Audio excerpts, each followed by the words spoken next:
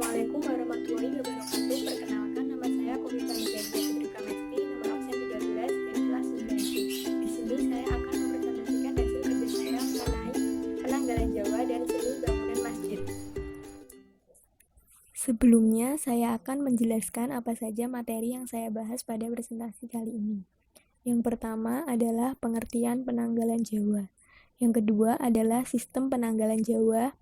Yang ketiga adalah daftar bulan Jawa. Yang keempat adalah informasi mengenai masjid pertama. Yang kelima adalah masjid tertua. Yang keenam adalah seni bangunan masjid. Materi pertama.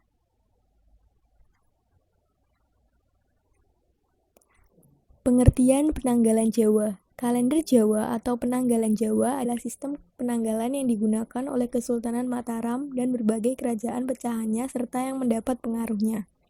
Penanggalan ini memiliki keistimewaan karena memadukan sistem penanggalan Islam, sistem penanggalan Hindu, dan sedikit penanggalan Julian yang merupakan bagian budaya Barat.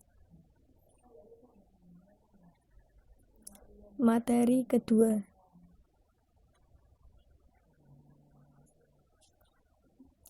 Sistem penanggalan Jawa. Sistem kalender Jawa memakai 2 siklus hari. Siklus mingguan yang terdiri dari 7 hari, yaitu Ahad sampai Sabtu, dan siklus pekan Pancawara yang terdiri dari 5 hari pasaran. Pada tahun 1625 Masehi atau 1547 Saka, Sultan Agung dari Mataram berusaha keras menanamkan agama Islam di Jawa. Salah satu upayanya adalah mengeluarkan dekret yang mengganti penanggalan Saka yang berbasis perputaran matahari dengan sistem kalender Komariah atau lunar yang berbasis perputaran bulan. Uniknya, angka tahun Saka tetap dipakai dan diteruskan, tidak menggunakan perhitungan dari tahun Hijriah. Saat itu 1035 Hijriah. Hal ini dilakukan demi asas kesinambungan sehingga tahun saat itu yang adalah tahun 1547 diteruskan menjadi tahun 1547 Jawa. Materi ketiga. Daftar bulan Jawa. Sebagian nama bulan diambil dari kalender Hijriah dengan nama-nama Arab, tetapi beberapa di antaranya menggunakan nama dalam bahasa Sanskerta. Pertama adalah bulan Suro. Selama harinya 30 hari, yang kedua Sapar 29 hari, yang ketiga Mulut 30 hari, yang keempat Ba'do Mulut 29 hari, yang kelima Jumadil Awal 30 hari, yang keenam Jumadil Akhir 29 hari, yang ketujuh Rejab 30 hari, yang kedelapan Ruwah 29 hari, yang kesembilan Poso 30 hari, yang ke-10 Sawal 29 hari, yang ke-11 Selo 30 hari, yang ke-12 Besar 29 atau 30 hari. Jadi totalnya ada 354 atau 355 hari. Yang materi keempat. Informasi mengenai masjid pertama. Masuknya Islam dan terbentuknya komunitas Muslim di Selat Malaka pada abad ke-7 dan abad ke-8 Masehi, dan penyebarannya yang cukup besar hingga terbentuknya kerajaan-kerajaan bercorak Islam di Indonesia, menggantikan kerajaan Hindu-Buddha tidak serta-merta memberikan informasi mengenai kapan masjid mulai dibangun di kerajaan-kerajaan Islam tersebut. Informasi mengenai keberadaan masjid pertama di Indonesia sangatlah terbatas.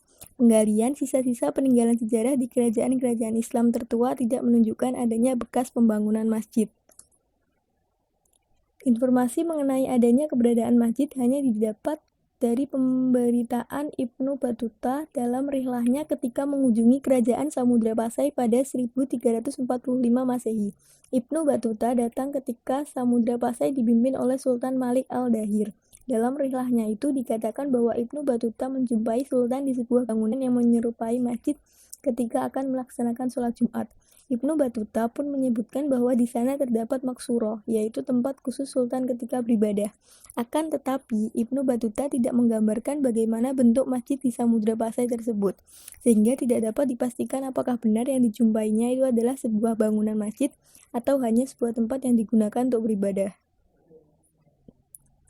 Materi kelima. Masjid tertua. Bangunan masjid tertua yang masih bisa kita jumpai berasal dari abad ke-15 hingga abad ke-18 di setiap daerah yang terdapat kerajaan Islam di dalamnya, seperti Demak, Cirebon, Banten, Kota Gede, Surakarta, dan Yogyakarta. Di beberapa tempat masjid ditempatkan di sebelah barat alun-alun sebagai pusat keagamaan. Salah satu masjid tertua yang dapat diketahui di Indonesia adalah Masjid Agung Demak yang didirikan akhir abad ke-15, tepatnya tahun 1479 Masehi. Menurut Babat Demak dan Babat Tanah Jawi, Masjid Agung Demak dirancang oleh Sunan Kalijogo. Materi terakhir. Seni bangunan masjid. Masjid-masjid yang dibangun pada abad ke-15 sampai abad ke-18 mempunyai ciri khas, yaitu 1. Denah berbentuk bujur sangkar atau persegi 4 dan pejal atau masif. 2. Atapnya bertumpang atau bersusun makin ke atas makin kecil dan jumlahnya ada yang 2, 3, 5, bahkan lebih. 3. Serambi di bagian depan atau samping. 4. Halaman masjid dikelilingi pagar tembok dengan 1 atau lebih pintu gerbang. Selain itu, beberapa masjid kuno umumnya juga memiliki kolam yang biasanya ditempatkan di depan atau sekitar bangunan masjid.